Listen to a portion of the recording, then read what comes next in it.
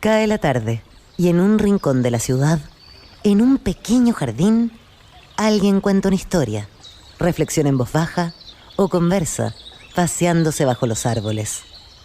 Es hora de volver a casa, bajar la velocidad y darle tiempo al tiempo. Christian Warnken nos abre la verja de su jardín para que respiremos aire puro y oxigenemos el espíritu. En Pauta, aquí comienza Desde el Jardín.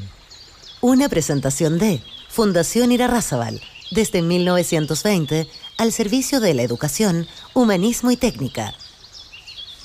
Lo esencial de toda exploración será volver al propio jardín y ver las cosas por primera vez, decía el poeta T.S. Eliot. Queridos y queridas radiovidentes, quienes me escuchan y al escucharme me ven, los saludo afectuosamente desde mi jardín. Son exactamente las 8:02 de la tarde. Saludo a todos los que nos escuchan en el norte, en Antofagasta, en el sur, en Temuco, en la quinta región, Viña del Mar, Valparaíso, también la región metropolitana, los que nos siguen por pauta.cl y también por Spotify. No podíamos obviar lo que ocurrió ayer en Chile, el plebiscito constitucional, ya no sé cuál número de plebiscito, el tercer plebiscito constitucional de una serie que algunos dirían kafkiana. A Max Colodro decía que aquellos que seguían el pensamiento de Marx parecían estar siguiendo en realidad hoy día el pensamiento de Groucho Marx, que había algo de humor para la ciudadanía, en un cierto sentido de horror, de haber estado sometido a una seguidilla de procesos constitucionales y elecciones que finalmente terminaron, ni más ni menos. Hay que ver los memes que circulan hoy día. Algunos dicen en la celebración de Augusto Pinochet y Jaime Guzmán, en el otro lado, digamos, mirando cómo su constitución, aunque ya sabemos que es una constitución corregida a lo largo del tiempo, pero mal que mal es la constitución que ellos pensaron, refrendada por un plebiscito que como que nos dejó, no sé si a foja cero o por lo menos en un lugar extraño. Esto requiere un análisis bastante fino. En las elecciones se supone que alguien gana. Hay un ganador y hay un perdedor. Esa es la maravilla de la democracia. Las derrotas traen lecciones. Pero después de mirar todas las declaraciones y los personajes variopintos que circularon ayer dando muestras de alegría por su éxito, ver por ejemplo a un Rojo Edwards, ver a un Hermógenes Pérez de Arce enviando un texto, un Twitter, no sé lo que envió, en fin, junto a otros personajes de la izquierda, uno se retrotrae a octubre de 2019, ¿qué nos pasó? ¿Qué ha pasado?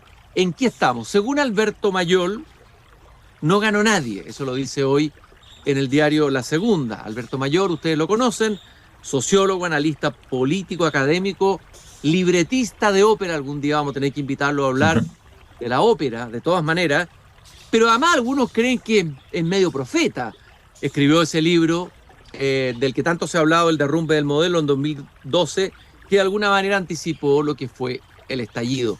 ¿Quién mejor que Alberto Mayol para tratar de hacernos entender en qué estamos, hacia dónde vamos, de dónde venimos, etcétera? Alberto, un gusto de estar contigo esta tarde aquí paseando por mi jardín. No, gracias, Cristian, a ti. Muchísimas gracias por la invitación y un placer escucharte en primer lugar y poder ver si puedo arrojar algo de luz a partir del trabajo que he hecho en estos años de tratar de entender este proceso que me pareció, ojo, desde incluso antes del 2011, el 2009, cuando una serie de investigaciones grandes que hicimos. Yo estaba en la Universidad de Chile y me acuerdo que con mi equipo encontramos cosas muy raras y ahí empezamos este seguimiento que hoy día se vuelve bastante pertinente, justamente porque estamos frente a un tipo de bicharraco, a propósito de Kafka, a un, o sea, luego de un sueño intranquilo, ¿ya? Hemos amanecido convertidos en un monstruoso insecto, ¿ya? Muy extraño, porque la mayor parte de los países que han tenido procesos constituyentes con órganos electos y han buscado ratificación, más del 90% de las veces se aprueban. Nosotros hemos tenido dos en menos de 3 años, ¿ya? Y hemos rechazado ambos. Entonces, es un caso bien inédito a nivel internacional, para mal, evidentemente, y si queríamos tranquilizar los mercados, no fue lo que hicimos, además. Oye, Alberto, bueno, esto nos va a convertir en materia de estudio, digamos. O sea, aquí van a venirse sociólogos, estudiosos, analistas políticos a tratar de ver un caso bien único en el mundo, tú como estás diciendo. A ver, lo primero que ¿cuál es la primera sensación con la que te quedas del plebiscito de ayer? ¿Cuál es la primera reflexión que te viene Mira, con la el primera plebiscito? reflexión que me viene, que creo que voy a tener que justificarla bastante porque suena un poco exagerada, pero no puedo asegurar que no lo es. Esto es una versión superior del estallido social. Es lo mismo que el estallido social en una versión superior. ¿Ya? Nietzsche ironizaba, ¿ya?, respecto a que cómo podían creer los cristianos, decía que podían tener fe si el pobre Hijo de Dios había tenido que pasar por toda clase de desventuras para que le creyeran, incluso morirse. Entonces, esa ironía tiene mucho que ver con el ser humano, porque efectivamente al ser humano le cuesta mucho creer lo que está pasando, lo que está viendo. Cuando está fuera del marco de sus posibilidades de interpretación, de lectura del pasado, se le hace muy difícil. ¿Y qué es lo que nos pasó? Que en el fondo estábamos enfrente de todo un proceso de crisis institucional y no fuimos capaces de verlo. Y esa crisis institucional afecta a las élites. Las élites políticas no logran tener la legitimidad para estar arriba. Porque cuando tú estás arriba en una sociedad, tienes que tener legitimidad para que la gente diga, está arriba por algo. Ya sea lo eligió el dios Sol en Egipto, ya sea que te lo permitió una larga tradición familiar, monárquica, lo que sea, tiene que haber una legitimidad. Esa legitimidad se perdió. Y al perderse esa legitimidad, se producen varias formas morbosas. Una es un estallido. El estallido no es una revolución, el estallido es el movimiento de una revolución sin ninguna dirección. La revolución tiene una dirección, el estallido no tiene dirección. ¿Ya? Y, y eso es lo que llamamos en sociología una versión política de la desintegración social, de sentir que no estoy unido al resto de la comunidad, no me siento parte de nada y estoy abandonado a mi suerte. Esa sensación de se va a manifestar, y eso era un mensaje a la política, pero la política dijo, no, esto no fue conmigo, esto no fue conmigo, esto tiene que ver con otras cosas, y hay toda clase de razones para esto.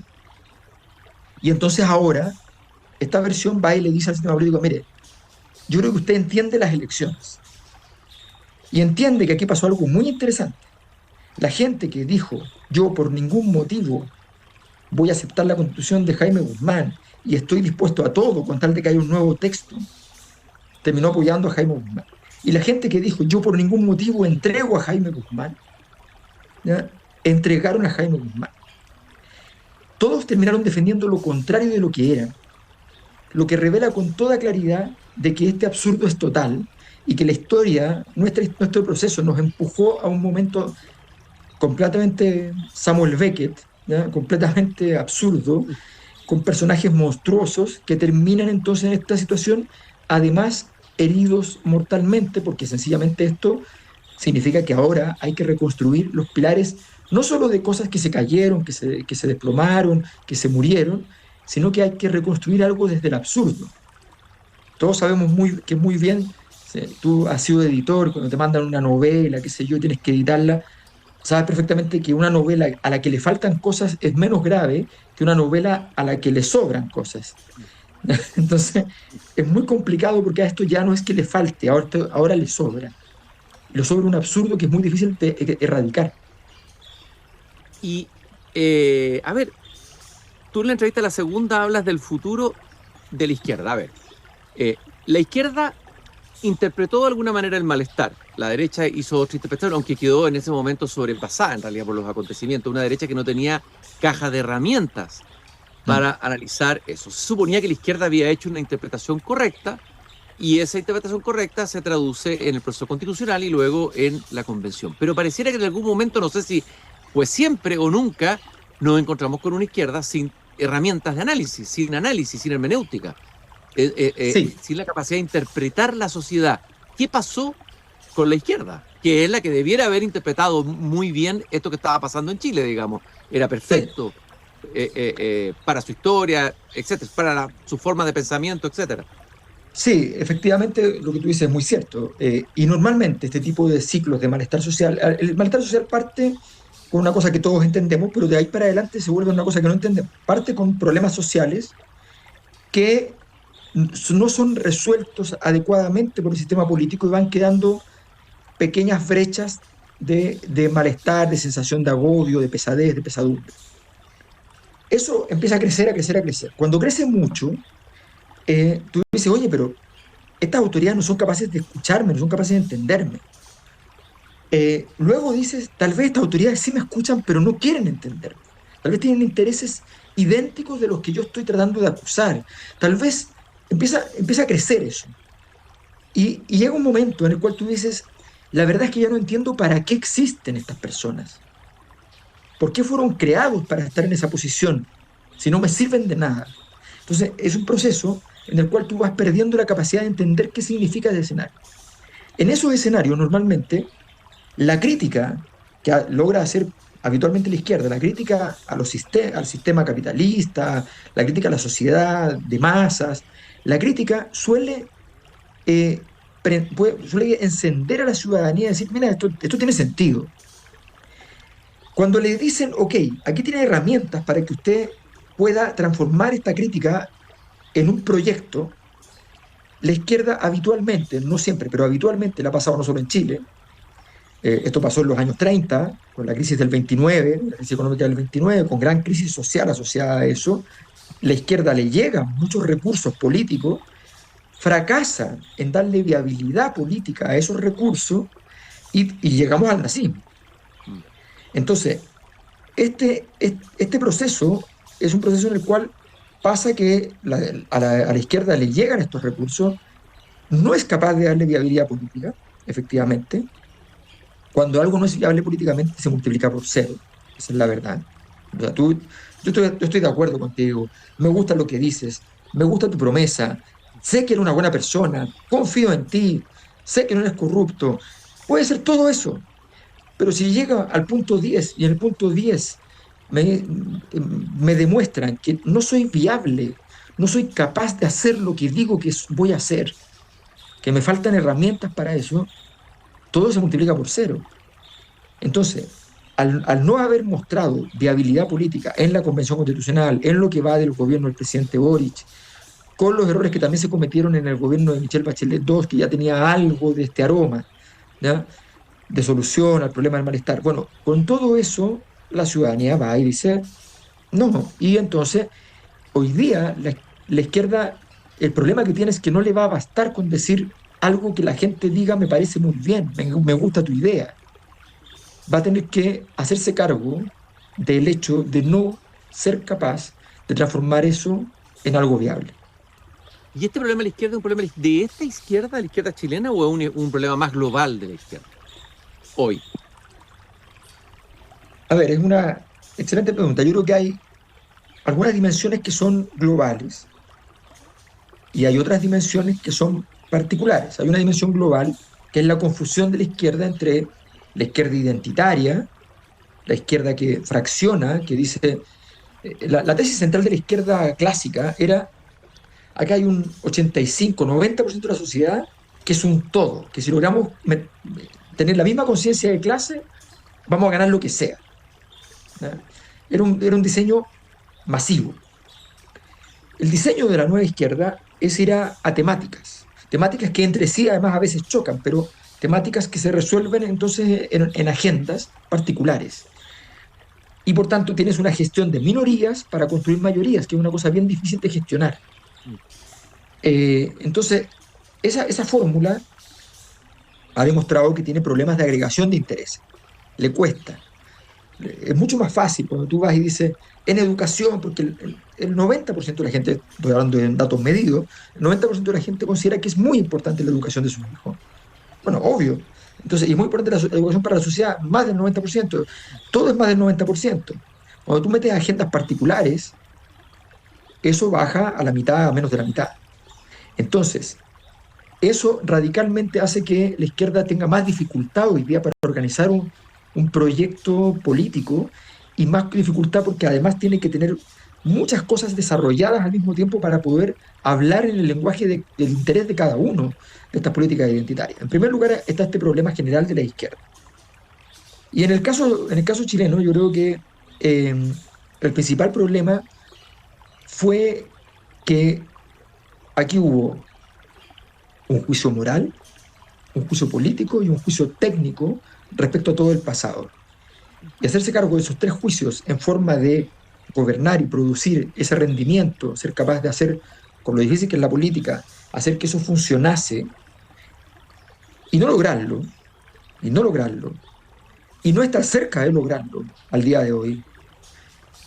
Y al parecer no estar, y esto es más una opinión que un análisis, ¿eh? Debo decirlo, pero para ser justo, y yo percibo que ya se abandonó incluso la intención de lograr.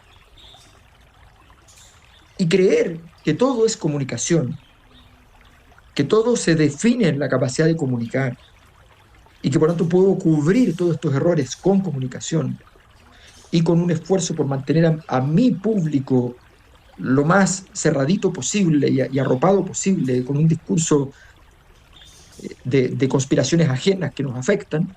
Creo que todo eso lo único que hace es que la izquierda esté construyendo una estructura de posicionamiento en la cual crecer es casi imposible, y en la cual desarrollar ideas nuevas y desarrollar proyectos para un Chile del futuro, para un país del futuro. Entonces creo que nuestra izquierda está muy confundida, atrapada en la confusión de época, atrapada en su propia incapacidad. Y bueno, yo lo lamento mucho porque me identifico, he estado allí, siento que había un camino que hacer que no fuimos capaces de hacer, y creo que vamos por un mal camino, sencillamente.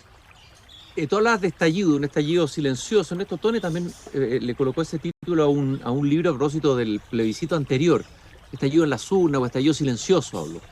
Ese estallido le tocó a Boric, como le tocó el otro estallido a Piñera. Eso fue una derrota política y cultural de la izquierda, la más grande que ha tenido en su historia, la historia política de Chile. ¿No tuvo ahí el presidente Boric una oportunidad de hacer un cambio y un giro? ¿Y cuál era esa oportunidad y no la tiene ahora en este segundo plebiscito? ¿Cómo lo ves tú?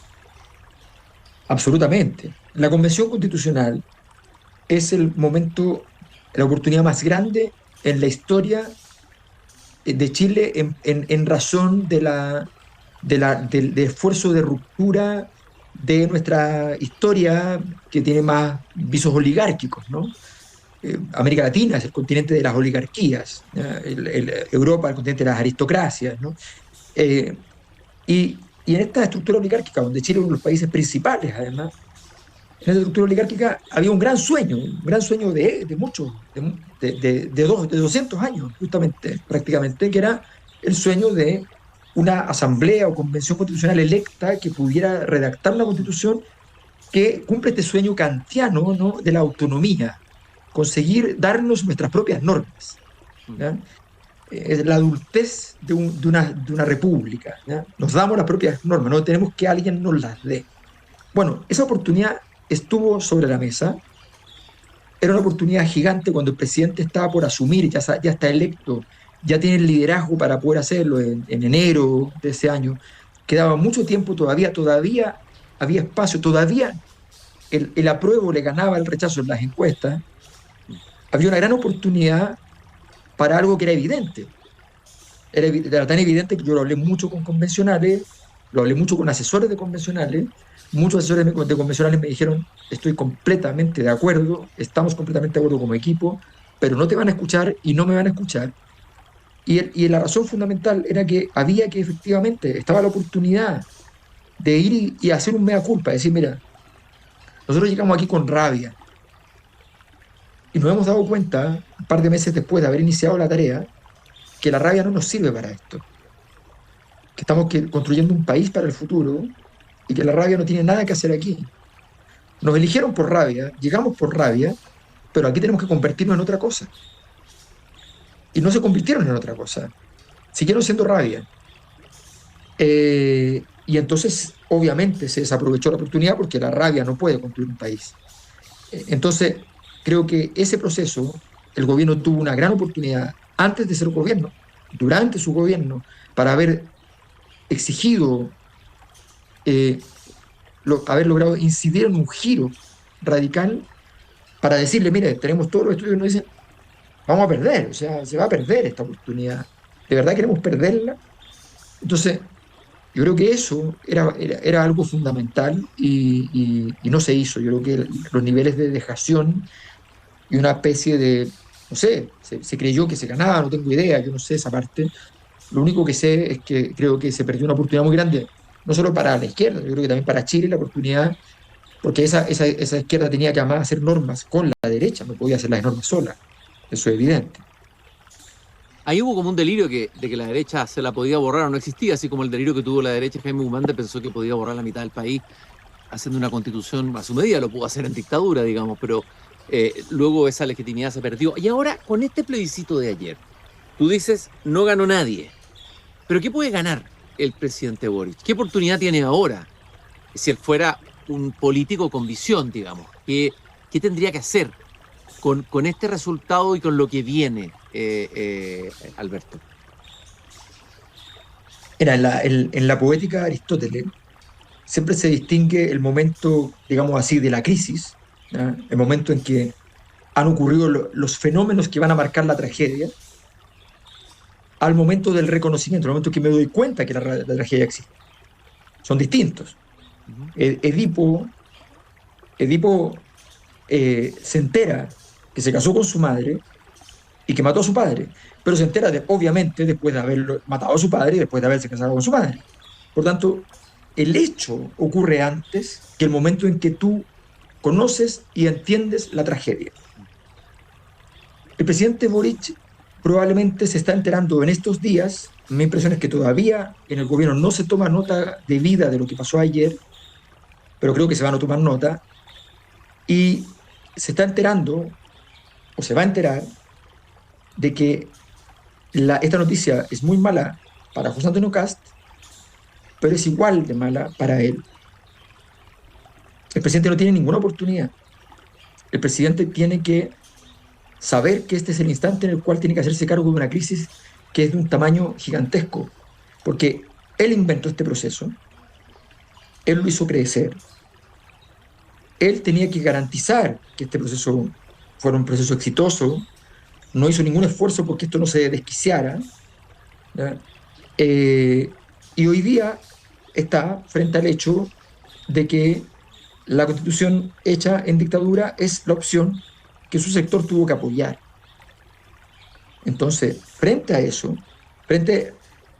hay una etapa en la cual el malestar social aparece soterrado, representándose en figuras que nadie atribuía como malestar social, como la evasión del Transantiago. Hay otro momento en que esto aparece de manera explícita. Protestas, 2011, de ahí para adelante, estallido. Hay un tercer momento en el cual esto aparece en forma de perversión. Esto lo escribió el Marqués de Sade. Esto es una cosa ridícula. O sea, yo voy por el bosque y de pronto me llegan y me están ayudando, pero no me están ayudando, y me van a abusar de mí. O sea, esto es absurdo. Es absurdo y trágico. Esto es lo que pasó. Estamos en un escenario absurdo. Entonces el presidente no entiende que haber tenido que defender todo esto es una gran tragedia para su gobierno, y que un jefe de Estado y un gobernante del Poder Ejecutivo tiene herramientas, y esas herramientas se llaman sistema político, y que un sistema político que se le cae es una herramienta que perdió el presidente. No solamente los que se cayeron, se le perdió a él, porque él no puede llamar hoy día al presidente de un partido de la oposición y hacer algo, porque ese presidente ya pesa la mitad o un cuarto o la décima parte de lo que pesaba 5 días antes, que ya pesaba la mitad, un cuarto, un décimo de lo que pesaba 2 años antes, y así sucesivamente. Entonces, en ese contexto, creo que el presidente tiene que primero entender el tamaño de la crisis y ser capaz de hacerle frente. ¿Pero qué significa entender el tamaño de la crisis? ¿Qué significa entender lo que pasó? ¿Significa que se va a convertir simplemente en un administrador? Eso se ha dicho, en alguien que gestiona por lo menos mínimamente bien algunos problemas que acosan a los chilenos, o tiene una tarea política mayor que esa, que simplemente administrar lo que le queda de mandato.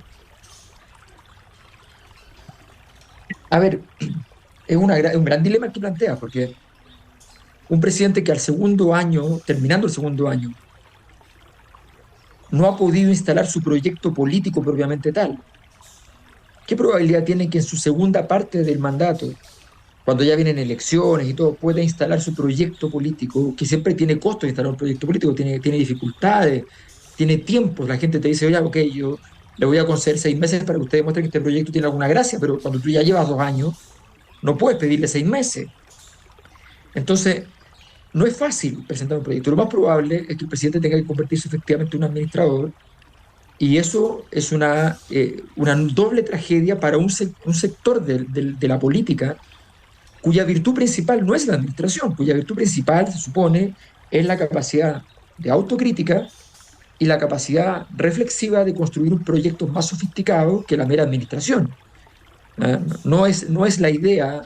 Uno puede entender que aquellos que vienen del mundo más privado, que vienen del mundo de la gerencia, de los ejecutivos, los propietarios de grandes empresas, los creadores de grandes fortunas, te digan, bueno, yo vengo a administrar, porque eso es lo que se hace. ¿Ya? Pero que alguien que viene de la izquierda, que tiene se supone una profundidad ideológica mayor, doctrinal mayor, su oferta sea ser un administrador, con gente que evidentemente además no tiene experiencia en ese tipo de gestiones, suena un poco fuera del vaso, ¿no? Alberto, en estos últimos minutos hay algunos que dicen que ya está este rechazo o este en contra de este segundo plebiscito es un rechazo transversal a toda la clase política, que fracasó toda la clase política, y que el país ya lo entiende y lo tiene asumido, digamos, el pueblo, digamos, siente eso. Y que estaríamos en esos momentos peligrosos en que puede surgir, si es que no ha surgido a lo mejor incipientemente, pero un populismo, un liderazgo populista que logre conectarse con ese pueblo y le pueda ofrecer un horizonte, un relato, todo lo que no han podido hacer los políticos tradicionales. Hay algunos que dicen que no, que Chile está inmunizado contra eso, que Chile tiene otro, que es distinto que Argentina, que otros países, que aquí no vamos a tener un Milei, la casta, etcétera. ¿Tú crees que podríamos estar en ese momento, en un momento de vacío que precede la posibilidad de la llegada de un liderazgo populista, no sé, de extrema derecha o de, no sé, o de lo que sea? ¿Cómo lo ves? A ver, los liderazgos a ver, hay momentos que tienen pulsión de vida y pulsión de muerte, muy altas ambas. Por ejemplo, el estallido, ambas cosas al mismo tiempo. Es mucho movimiento, mucha vida, pero mucha muerte, ¿no? Las banderas negras, todas esas cosas. En esos momentos pueden aparecer estos momentos populistas fuertes. En un momento como este, me parecería raro, porque este es un momento muy mortuorio, muy tanático, muy... Yo lo llamo, estamos en el 0 grado Kelvin, ¿ya? El cero absoluto, ese momento en el cual los átomos no se mueven, el frío total. Es un momento depresivo, uno podría decir un momento depresivo de la comunidad. Es un momento depresivo. Es un momento depresivo.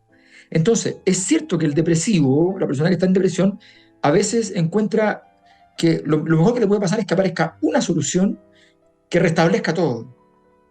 Es cierto, pero al mismo tiempo, en la historia de Chile hay una fortaleza muy grande de esta sensación de que cualquiera que llegue con carisma igual tiene que someterse a la construcción de instituciones. Entonces no es tan fácil para un carismático. Yo creo que estuvimos en un periodo de tiempo donde era más probable. Creo que en este momento tendría que ser alguien con una habilidad muy particular. En este momento en el sistema político creo que no hay nadie que tenga esa habilidad profética dura, grande. Milei tiene mucha capacidad profética, pero Argentina es un país Argentina es el único país del mundo donde decir bárbaro es positivo. ¿Ya? Y tienen un amor por la diferencia, un amor por la locura, por el delirio. Sí, claro. Y eso en Chile no es así, evidentemente. Entonces, yo creo que hoy día no están las condiciones. Bueno, en Argentina tuvieron un Perón y después tuvieron un Milei, digamos. Exacto. Milei en el fondo es la contracara de un Perón, digamos. ¿Ah? Nació el anticristo. ¿No? Nació el anticristo. Claro. Entonces eso es muy argentino. Nosotros somos... En eso tenemos una relación muy fuerte con la institución, aunque estén caídas, aunque estén muertas. La gente lo que espera es que en algún momento volvamos a creer en las instituciones, podamos hablar con ellas. Alberto, yo te quiero agradecer esta interesantísima conversación que no se hizo nada. Alberto Mayol en el Jardín, sociólogo, analista político, escritor, libretista de ópera. Algún día te voy a invitar para que conversemos de ópera de todas maneras. Gracias por haber aceptado esta invitación esta tarde, Alberto. No, gracias a ti, Cristian. Un gusto, un abrazo. Muy bien. Un gusto, y nosotros nos volvemos a encontrar mañana nuevamente aquí a las 8 de la tarde cuando yo vuelva a abrir la verja de madera de este jardín. Gracias por habernos acompañado. Hasta mañana. Es hora de cerrar la verja de madera del jardín. Pero Christian Warnken la volverá a abrir todos los días de lunes a viernes a las 20 horas en Radio Pauta, cuando comience de nuevo Desde el Jardín. Una presentación de Fundación Irarrázaval, desde 1920 al servicio de la educación, humanismo y técnica.